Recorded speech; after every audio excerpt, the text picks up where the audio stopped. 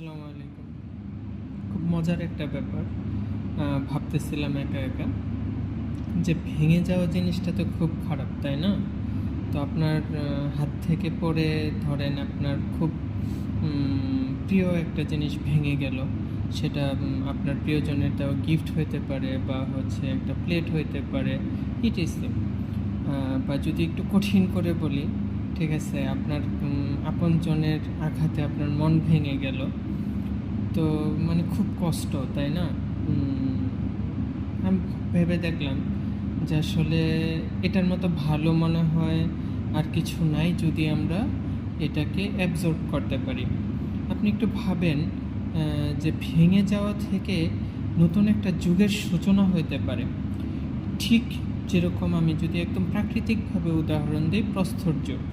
ঠিক আছে, যখন আদি মানুষরা খাইতে পারতো না বা তাদের জীবনযাপন করা সো টাফ ছিল, তখন তারা পাথর ভেঙে কি করতে পারছিল? অস্ত্র বানাইতে পারছিল। তারপরে ওইটা দ্বারা তারা প্রাণী শিকার করতো, ঘর বানাইতো, অনেক কিছু করতো। দেখেন, একটা ভাঙা থেকে, ঠিক আছে, একটা যুগের পরিবর্তন হয়ে গেছে।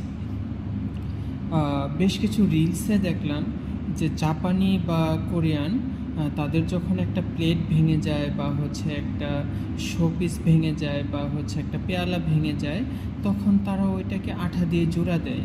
তারপরে কি করে, ওইখানে গোল্ডের প্রলেপ দেয়, তখন ওইটার দাম আরও বেড়ে যায়।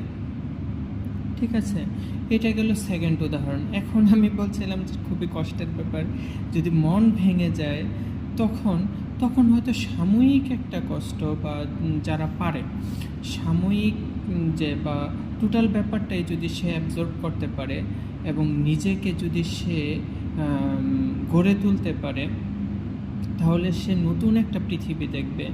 নতুন, তার চারপাশে সব কিছু তার নতুন মনে হবে। ইভেন তার নিজেকেও নিজের কাছে অনেক অনেক অনেক বেশি নতুন মনে হবে, যে এতদিন আমি আমার ভিতর ছিলাম না, আমার মনটা অন্য কারো ভিতর ছিল। তো মানে নতুন একটা পৃথিবী তার জন্য উন্মোচিত হয়। তো এতটুকু বলার উদ্দেশ্য এটাই, যে ভেঙে গেলে আমরা কি করব না, ভয় পাবো না।